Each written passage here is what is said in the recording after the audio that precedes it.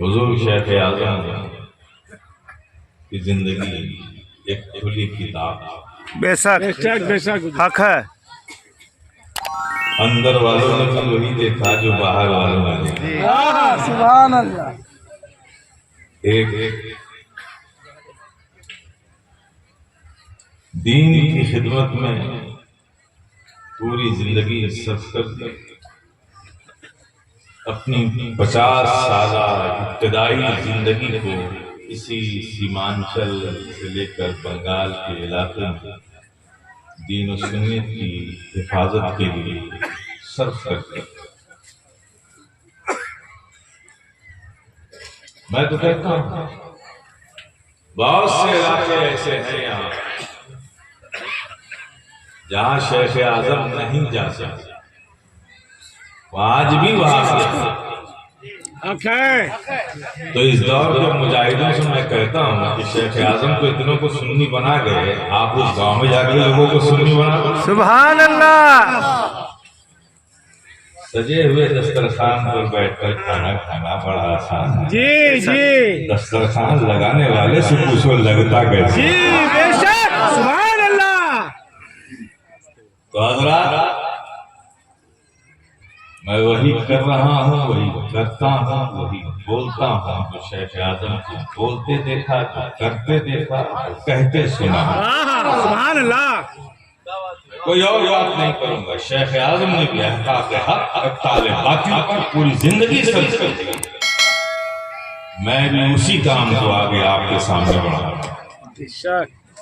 آپ کے ایمان و عقیدے کی حفاظت میرے شیخ اعظم نے جو جد و جہد کی ہے، بیل گاڑیوں پر چلے ہیں، اور جو بزرگ ہوتے تو اس زمانے کے آپ وہ بزرگ ہی ہو گئے، لیکن اس زمانے میں نوجوان تھے وہ بیل گاڑی کے پانس کو پکڑ کر پیچھے پیچھے چلتے جی کس طرح سے ایک گاؤں سے دوسرے گاؤں، دوسرے گاؤں سے تیسرے گاؤں۔ الحمد للہ جس گاؤں میں شیخ اعظم کے قدم پڑ گئے آج تک سنیت زندہ ہے۔ جی بے شک۔ لوگ سمجھتے ہیں کہ نعروں سے سنیت زندہ ہوتا ہے،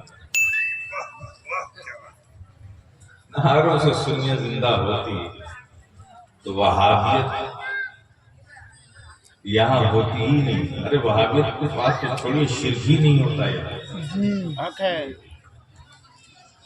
خدمت دین کے جو جذبہ میں نے اپنے والد گرامی کے سینے میں دیکھا، دل میں دیکھا، دماغ میں دیکھا، اس کو آج میں محسوس کرتا ہوں۔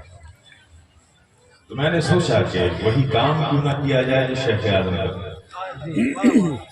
آج میں آپ کے سامنے آپ کے عقیدے اور ایمان کی حفاظت کی ہی بات کروں گا، اور بات یہیں سے شروع کرتا ہوں، شیخ سعدی سے شروع کرتا ہوں۔ شیخ سعدی نے فرمایا لا یمکن الثناء کما کان حقہ،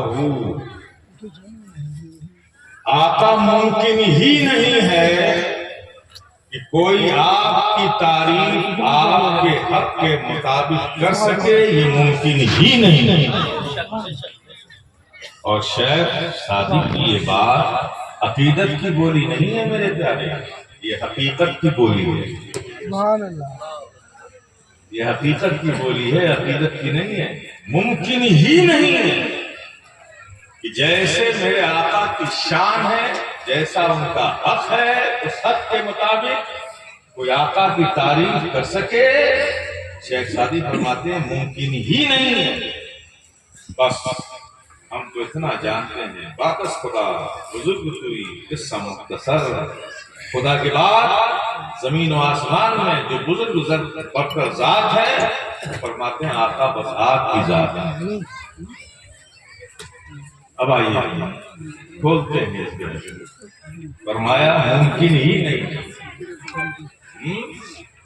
ممکن اور مشکل میں فرق ہے۔ مشکل اسے کہتے ہیں کہ جو جد و جہد سے حاصل کر لیا جائے، اور ناممکن کچھ بھی کر دو وہ ممکن ہو ہی نہیں سکتا، اسے ناممکن کہتے ہیں۔ تو کتنی کوششیں کر لو آقا کی تعریف آقا کے حق کے مطابق ہو ہی نہیں سکتی۔ کیوں نہیں ہو سکتی؟ اس لیے میرے پیارے ضروری ہے کسی کی تعریف اس کے حق کے مطابق کرنے کے لیے ضروری ہے کہ اس کی حقیقت کو جانا جائے. جی جب تک آپ حقیقت نہیں جانیں گے تو اس کی تعریف اس کے حق کے مطابق کیسے کریں گے؟ ہمیں پتہ نہیں ہے کہ آپ ڈاکٹر ہیں کہ کسان ہیں کہ بزنس مین ہیں کہ ایڈمنسٹریٹر ہیں کہ آپ آفیسر ہیں کہ آپ جج ہیں، آپ کیا ہیں مجھے نہیں معلوم، تو میں آپ کی تعریف آپ کے حق کے مطابق کیسے کروں؟ ہاں ایک کامن تعریف کروں گا، آپ بہت اچھے ہیں، بڑے اچھے انسان ہیں، لکنگ ویری اسمارٹ، آپ بہت اچھے دکھتے ہیں، یور بیہیویئر از گڈ، آپ کا اخلاق بہت اچھا ہے. یہ سب چند فارمیلٹیز کے جملے ہیں جو آپ کی تعریف میں کہے جاتے ہیں. لیکن اگر ہمیں حقیقت معلوم ہے، آپ عالم ہیں، آپ قاری ہیں، آپ محمد کرتے ہیں، اچھی تلاوت کرتے ہیں، یہ سب معلوم ہے کہ آپ عالم ہیں، تو پھر میری تعریف کیا ہوگی؟ ماشاء اللہ یہ بہت اچھے حافظ ہیں، یہ بہت اچھے قاری ہیں، ان کی تلاوت قرآن ان کی قرأت بہت اچھی ہے، ماشاء اللہ پڑھتے ہیں تو سننے کو جی چاہتا ہے. اب جو چیز ان سے متعلق ہے اسی کی تعریف کریں گے کیونکہ ان کی حقیقت مجھے معلوم ہے.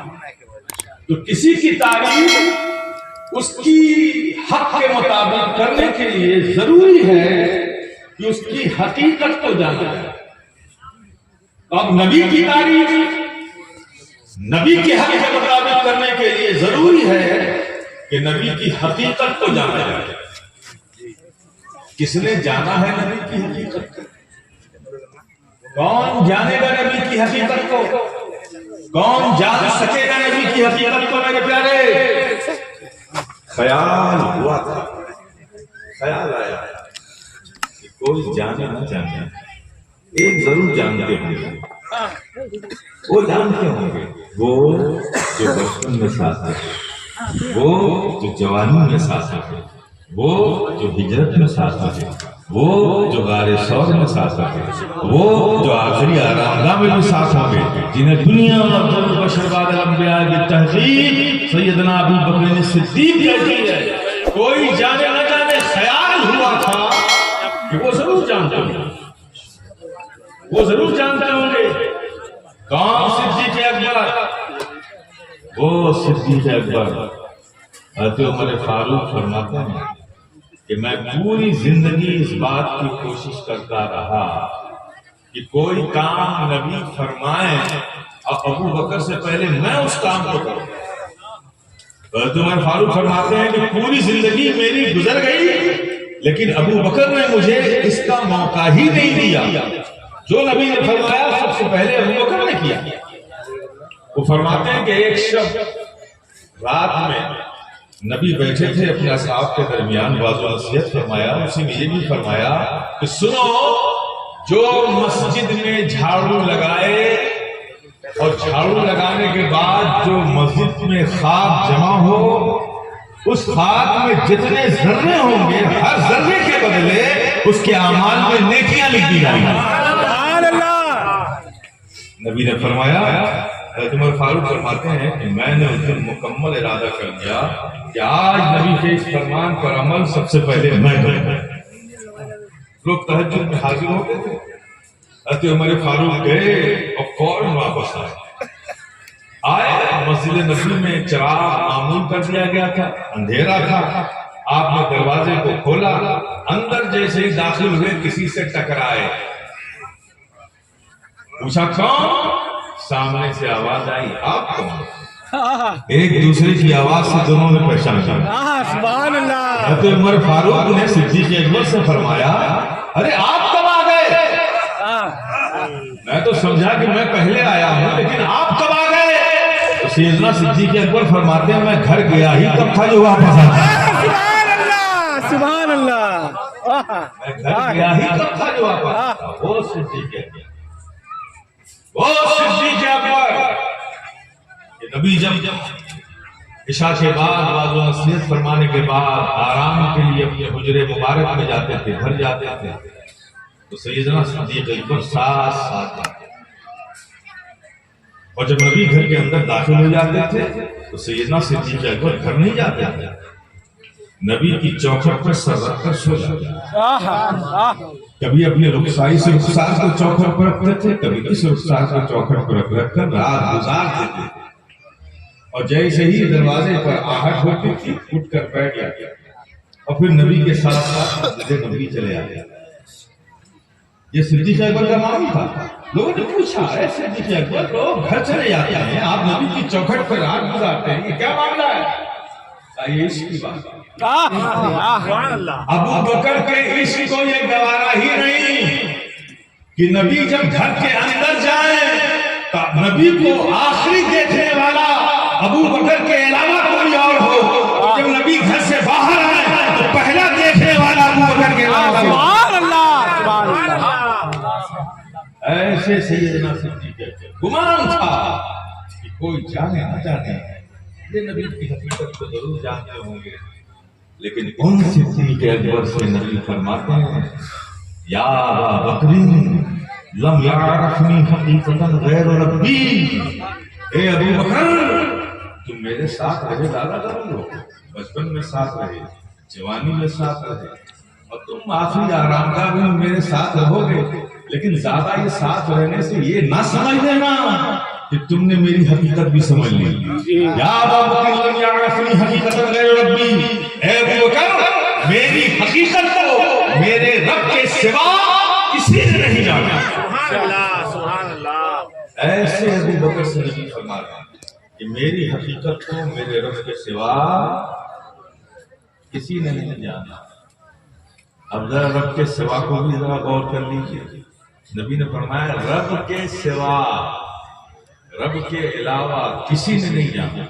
تو اب ذرا رب کے سوا کی لسٹ بناؤ. حضرت آدم رب تو نہیں ہے نا جی رب کے سوا ہے نا. آدم رب کے سوا ایوب رب کے سوا یوسف رب کے سوا یونس رب کے سوا صالح رب کے سوا یعقوب رب کے سوا ایوب رب کے سوا یوسف رب کے سوا عیسیٰ رب کے سوا موسیٰ رب کے سوا ابراہیم رب کے سوا اسماعیل رب کے سوا. ان میں سے کوئی رب تو نہیں ہے نا سب رب کے سوا ہے نا. آؤ آقا کی بارگاہ. حضور آپ بھی تو رب نہیں ہیں آپ بھی تو رب نہیں ہیں آپ بھی رب کے سوا ہیں. کہنا کیا کیا چاہتے ہیں یہی تو کہنا چاہتا ہوں کہ میں کیا ہوں وہ میں بھی نہیں جانتا وہ صرف رب جانتا ہے. وہ صرف رب جانتا ہے. تو جس نبی کی حقیقت کی معرفت ہی نہیں ہے ممکن ہی نہ ہو اس کی تعریف اس کے حق کے مطابق کون کر سکتا ہے. آتے مولا علی مشکل کشا آتے خیبر کیا مقام ہے آپ پیدا ہوئے آنکھیں باندھ سارے خاندان کے لوگ آئے گودوں میں اٹھایا خوشی کا اظہار بھی اور ساتھ میں صدمہ بھی ہے کہ ابو طالب کے گھر ایک ایسا بچہ پیدا ہوا ہے خوشی کی بات ہے لیکن آنکھ نہیں کھولی اس کا مطلب یہ ہے کہ آنکھوں سے معذور ہے. یہ غم بھی لے کے جا رہا ہر آدمی آیا گود میں اٹھا رہا خوشی بھی ہے غم بھی ہے خوشی بھی غم بھی ہے. اور خوشی اس بات کی کہ بچہ پیدا ہوا غم اس بات کا کہ آنکھوں سے معذور ہے آنکھ نہیں کھولتا. سارے لوگ چلے گئے گودوں میں ہاتھ گود میں لے کر حضرت مولا علی کو. آخر میں مصطفیٰ جان رحمت آئے آقا تشریف لائے. جیسے ہی مولا علی کو گود میں لیا مولا علی نے پٹ سے آنکھیں کھول دی. اے علی اتنی گودوں میں آپ گئے آپ نے آنکھ نہیں کھولی مصطفیٰ جان رحمت کی گود میں آئے تو آنکھیں کھول دی. آپ کو پتا کیسے چلا کہ مصطفیٰ جان رحمت کی گود ہے یہ پتا کیسے چلا؟ اس راز کو تم کیا سمجھو گے کہ مجھے کیسے پتا چلا. لیکن میں نے تو سوچ رکھا تھا کہ کعبے کو بعد میں دیکھوں گا علی جانے کعبہ کو پہلے دیکھے گا پھر کعبہ. سبحان اللہ. ایسے اللہ کیا مانا. فتح مکہ کے موقع پر جب مسلمانوں نے مکہ کو فتح کیا سب کعبے میں کعبہ میں داخل ہوئے. سارے لوگ کعبے کے نیچے مطاف میں کھڑے تھے. سیڑھیاں لگائی گئی. نبی آگے گئے اندر علی کو بلایا علی تم آؤ. مولا علی ساتھ گئے نا. اب نبی اندر جا کے کیا کر رہے ہیں اپنے عصا کو بڑھا رہے ہیں اور ہر ایک بت کی گردن میں ڈال کر اسے کھینچ کر گراتے ہیں اور مولا علی اٹھا کے اسے باہر پھینکتے ہیں اور اور باہر پھینکنے کے بعد صحابہ اس کے ٹکڑے ٹکڑے کرے. واہ تو 360 تھے نا. عصا بڑھا بڑھا کر نبی گراتے گئے, علی پھینکتے گئے, نبی بڑھاتے گئے, علی پھینکتے گئے. ایک بت جو بہت بڑا تھا, اونچائی میں اونچا بہت تھا, اب اس کو گرانا ضرور تھا. نبی نے عصا بڑھایا, اس کی گردن تک نبی کا عصا نہیں پہنچا, بہت لمبا تھا, اونچائی تھا. جب نہیں پہنچا تو نبی نے علی کو بلایا, علی ادھر آؤ. جی حضور, تم میرے شانے پر سوار ہو جاؤ اور یہ میرا عصا لو اور اس بڑے بت کی گردن میں ڈال کر اسے گراؤ. حضور میں آپ کے شانے پر سوار ہوں, حضور آپ میرے شانے پر سوار ہو, آپ اپنے میرے گردنے پر سوار ہو کر اس کو گرائیں. علی میں تمہارے شانے پر سوار نہیں ہو سکتا, اس لیے کہ تم نبوت کا بوجھ نہیں اٹھا پاؤ گے. تم نبوت کا بوجھ نہیں اٹھا پاؤ گے. میں تمہارے شانے پر سوار نہیں ہو سکتا, تم میرے شانے پر سوار ہو. علی نے نبی کا عصا لیا, بڑے بت کی گردن میں ڈالا, گرا دیا, ہو گیا. بعد میں لوگوں نے پوچھا, اے علی جب نبی نے آپ کو اپنے کندھوں پر اٹھایا تھا تو آپ کو کیسا لگا تھا؟ کیسا لگا تھا یہ نہ پوچھ. میں نے جب بت کو گرایا تو آسمان کی طرف نظر اٹھا کر دیکھا تو مجھے کعبے کے اندر سے عرش معلیٰ نظر آیا.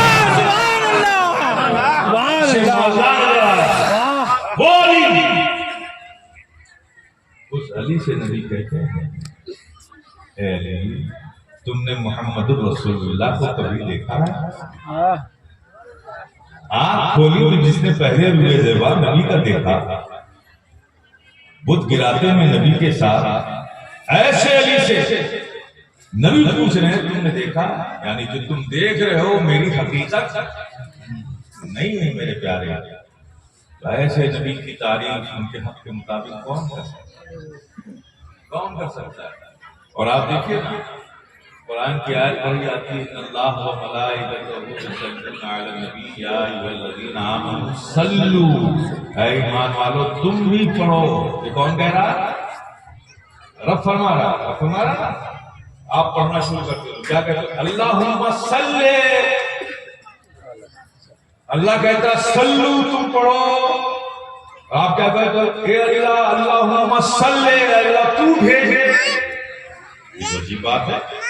میں کہوں آپ سے ایک گلاس پانی پلا تو آپ کہتے ہیں خود پی لو. یہ کیا بات ہے؟ یہ ادب ہے, یہ ادب ہے. آپ کہتے ہو نا اللہ فرماتا ہے اللہم صلو علی النبی, نبی پر اے مومنو درود بھیجو. جواب میں ہم کیا کہتے ہیں؟ اللہم صلی, اے اللہ تو بھیجے. کہتے ہیں نا, کیوں کہتے ہیں؟ اس لیے کہتے ہیں کہ مولا ہمیں تیرے محبوب کی حقیقت کا پتہ نہیں ہے. ہم جو بھیج رہے ہیں وہ تیرے محبوب کی شان کے لائق ہے کہ نہیں ہم نہیں جانتے. ہم تیری بارگاہ میں بھیج رہے ہیں, اگر اس میں کچھ کمی ہو گئی ہو تو اپنے محبوب کی حقیقت کو جانتا ہے, تو محبوب کے لائق جو ان کا حق ہے ہمارے درود کو اس لائق بنا کے مولا تو بھیج دے. سبحان اللہ. اس لیے کہ ہمیں نبی کی حقیقت کا پتہ ہی نہیں ہے. تو میرے پیارے, جس کی حقیقت کا پتہ نہ ہو اس کے بارے میں گفتگو کیا کریں گے؟ بس ہم تو برکتیں حاصل کرتے ہیں, برکتیں حاصل کرتے ہیں, نبی کا ذکر کر کے اللہ تعالیٰ عطا فرماتا ہے اور اپنی روحانیت کو جلا دیتے ہیں, اپنے ایمان کو تازگی دیتے ہیں. تو میرے پیارے, بس ایک بات یاد رکھو, کنتو پرنتو بٹ لیکن اتنا اتنا چوں چرا, اس میں پڑھنے کی ضرورت نہیں ہے. کوئی بات بھی نبی کی عظمت, نبی کے تقدس, نبی کے اختیار, نبی کے علم غیب, کسی بھی عنوان پر کوئی تم سے بات کرے اس سے کہہ دو کہ ہمیں یہ سب نہیں معلوم, ہم تو بس اتنا جانتے ہیں کہ بعد از خدا بزرگ توئی قصہ مختصر. خدا کے بعد زمین و آسمان میں جو بزرگ برتر ذات ہے وہ میرے آقا کی ذات ہے, بس اتنا جانتے ہیں. میرے پیارے, کوئی بھی ہوگا اس جواب کے بعد اس کے پاس کوئی سوال باقی نہیں رہے. جی جی, تو اپنے عقیدے کی حفاظت شیخ صادق کی شعر سے بھی کر سکتے ہیں. آپ سمجھے, اور بڑی ضرورت ہے آج کے بعد, بڑی ضرورت ہے میرے پیارے ہم لوگ بھی نبی سے محبت کرتے ہیں الحمدللہ. نبی کی محبتیں ہمارے سینوں میں ہیں، اس سے کوئی انکار نہیں کرتا، کوئی انکار نہیں. آپ یہاں بیٹھے ہیں نبی کی محبت ہی تو ہے تو بیٹھے. بے شک.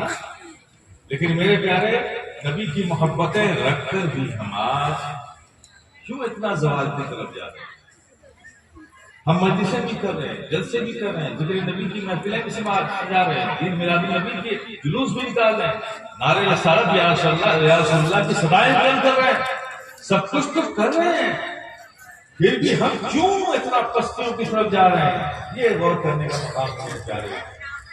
بات اتنی ہے کہ دو چیزیں ہوتی ہیں، ایک ہوتا ہے ذات کو ماننا، ایک ہوتا ہے بات کو ماننا. جی. تو ہم نبی کی ذات کو تو مان رہے ہیں، لیکن کیا نبی کی بات کو بھی مان رہے ہیں؟ اور میرے پیارے، اور محبت، وہ محبت کمال تک تمہیں پہنچا ہی نہیں سکتی جو محبت ذات کو بھی اسی انداز میں مانے اور بات کو بھی اسی انداز میں مانے. اگر ایسی محبت ہے تو تم کمال پر پہنچو گے. لیکن اگر صرف ذات سے محبت ہے اور بات سے محبت ہے، ایسی محبت ناقص ہے، اور ناقص چیز جو ہے کمال تک نہیں پہنچا. اس لیے میرے پیارے کاش کہ آج کا مسلمان نبی کی ذات کو اس انداز میں مانتا ہے کہ نبی کی ناموس کے لیے اپنی زندگی قربان کر دینے میں فخر محسوس کرتا ہے، قربان کر دیتا ہے کہ ذات سے محبت ہے ہماری. کاش کسی انداز میں نبی کی بات سے بھی محبت کرتا. خدا کی قسم یہ فقیر شرقی کے رائے جیلانی تم سے کہتا ہے کہ تمہاری یہ حالت جو زمین پر نہیں ہے. میرے پیارے ایک محبت تو تم نے رکھ لی اپنے سینوں میں، اب دوسری محبت سے بھی پیار کرنا شروع کر دو. دوسری محبت کو بھی اپنے سینوں میں بساؤ کہ ہم نبی کی ذات سے بھی محبت کرتے ہیں اور نبی کی بات سے بھی محبت کرتے ہیں. ہم آپ کی محبتوں کو چیلنج نہیں کرتے میرے پیارے، محبتیں ہیں، میں اس کا منکر نہیں ہوں. حضور شیخ اعظم کی، اولیاء کرام کی، اصحاب کرام کی، نبی پاک صلی اللہ علیہ وسلم کی محبتیں آپ کے سینے میں اللہ سلامت رکھے. لیکن یہ کمی تو ہے نا، آپ اتفاق کرتے ہیں میری بات سے کہ نہیں کرتے؟ جی. کہ ذات سے محبت ہے، کیا اسی انداز پہ بات سے بھی محبت ہے؟ نہیں ہے نا. میرے پیارے اگر یہ محبت نہیں ہے تو پھر آپ اسی کمال پر نہیں پہنچ سکتے. اگر کمال پر پہنچنا ہے، اگر چاہتے ہیں کہ دنیا پھر ہمارے قدموں میں ہو، عہد رفتہ تمہیں واپس مل جائے، اگر تم چاہتے ہو باوقار زندگی گزارنا اس دنیا میں، دنیا تمہیں عزت کی نگاہوں سے دیکھے میرے پیارے، تو اس کے لیے ضروری ہے کہ جس انداز پہ تم نبی کی ذات سے محبت کرتے ہو اسی انداز پہ نبی کی بات سے محبت کرو. نبی فرمائیں کہ نماز میرے آنکھوں کی ٹھنڈک ہے.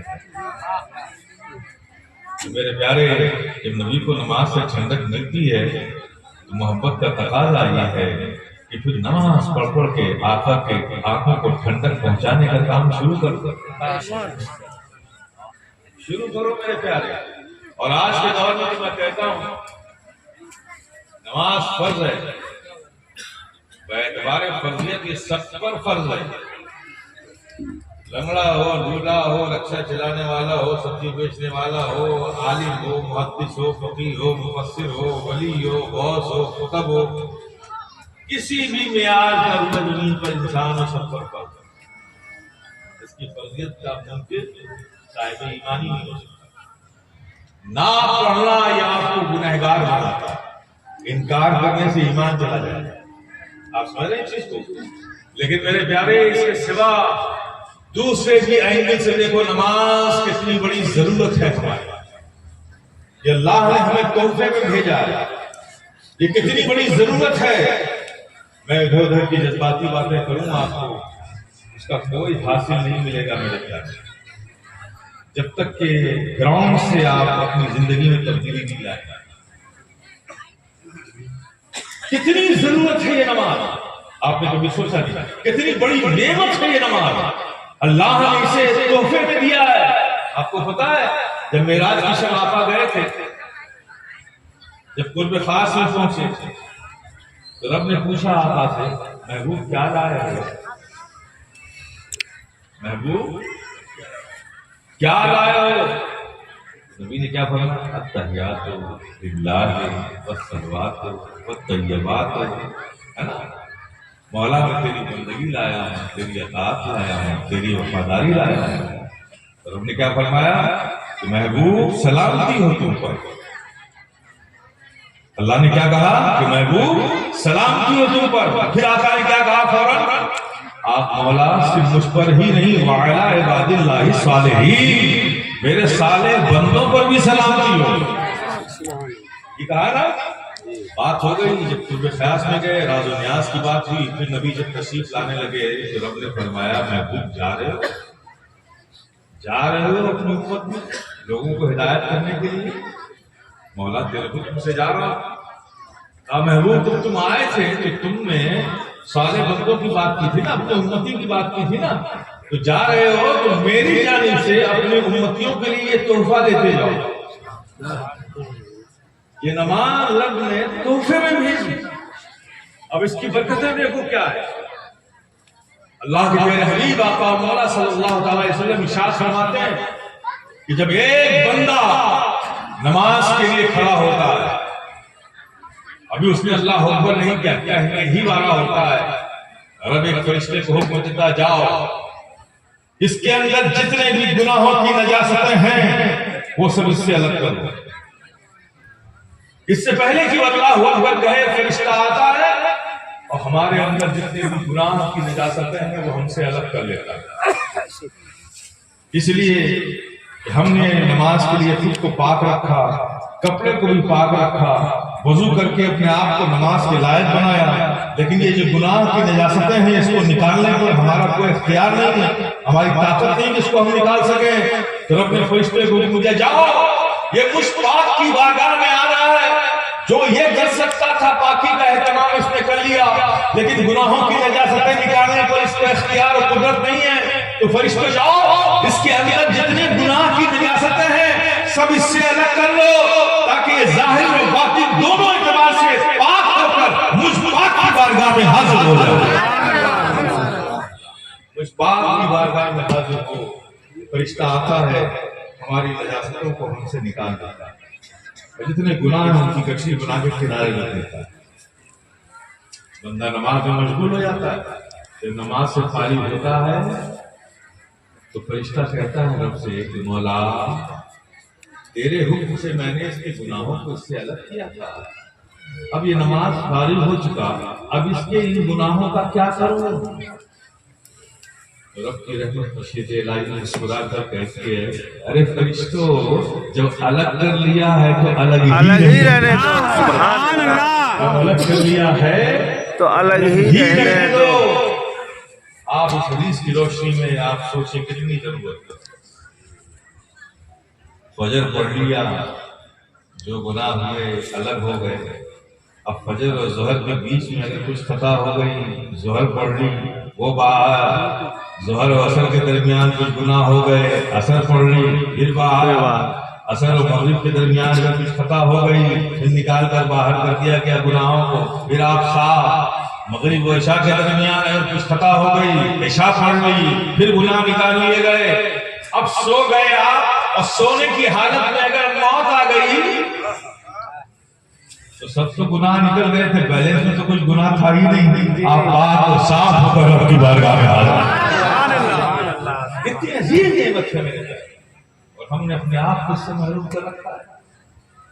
میرے پیارے ضرورت ہے میرے نوجوانوں، تمہاری شناخت ہے، تمہاری پہچان ہے، رب کے عبادت گار بندے، شکر گزار بندے، عبادت کرنے والے بندے بنو۔ تم امتحانوں کے لیے دم کرواتے ہو پانی میں، قلم پہ دم کرواتا ہو، قلم تھوڑی لکھتی ہے بھائی، لکھتے تو تم ہونا، دم اپنے اوپر کرواؤ، قلم پہ کیا کرواتا ہو؟ خدا جانے کہاں سے نکال دیا تو سوچو کتنے تم توہم میں گھستے چلے جاؤ، وہاں میں عجیب عجیب طرح کی چیزیں نکل گئی، صرف اس لیے تم رب سے قریب نہیں۔ اور نماز کی حالت وہ حالت ہوتی ہے کہ جب ایک بندہ نماز کی حالت میں، قیام کی حالت میں کھڑا ہوتا ہے تو اللہ پاک اپنے اس بندے کے درمیان کے سارے حجابات ہٹا دیتا ہے، وہ بندہ رب کے قرب میں ہوتا ہے، اور آپ جاتے ہی نہیں قرب میں، دور دور بھاگتے ہو. تو میرے پیارے وقت کی ضرورت ہے اس وقت کہ ہم سب کو ایمانداری کے ساتھ، پوری دیانتداری کے ساتھ اپنے رب کی طرف لوٹنا چاہیے. کوئی نہیں ہے تمہارا مددگار، یاد رکھو میرے پیارے، کوئی تمہارا حامی و ناصر نہیں ہے. ساری دنیا تم کو مٹانے کی کانسپریسی کر رہی ہے، تمہارے خلاف ہے. تمہاری قتل و غارت گری پر، تمہارے جینوسائیڈ پر، تمہارے بلڈ شیڈنگ پر، انسان تمہارے قتل پر انسان خوشی محسوس کرتی ہے. آج کے حالات کو سمجھو، جانو میرے پیارے. تمہیں پناہ نہ سیاست کے دامن میں مل سکتا ہے، تمہیں پناہ نہ کسی اقتدار کے دامن میں مل سکتا ہے، تمہیں پناہ نہ اپنی عقل و فہم و فراست کے دامن میں مل سکتا ہے. پناہ لو میرے پیارے، اپنی رب کی نصرت کے اندر پناہ لو، اپنے رب کے فضل کے سائے میں آ جاؤ، اور فضل کے سائے میں آنے کے لیے اس کے حکم کی بجاوری کرو، بندگی کا حق ادا کرو میرے پیارے. اگر تم آ جاؤ گے اس سائے میں فضل کے، تو حوادثات کیسے بھی ہو، ظلم کیسے بھی ہو، طوفان کیسے بھی اٹھے، رب کا فضل ہی ہے جو تمہیں بچاتا رہا ہے، اور رب کا فضل ہی ہے جو تمہیں بچائے گا. میرے پیارے، پوری دیانتداری کے ساتھ آپ بزرگوں کی یاد مناتے ہیں، تعریفات سنتے ہیں، یہ ایسے تھے حضرت ہمارے، ایسے تھے، لیکن یہ بھی جو دیکھو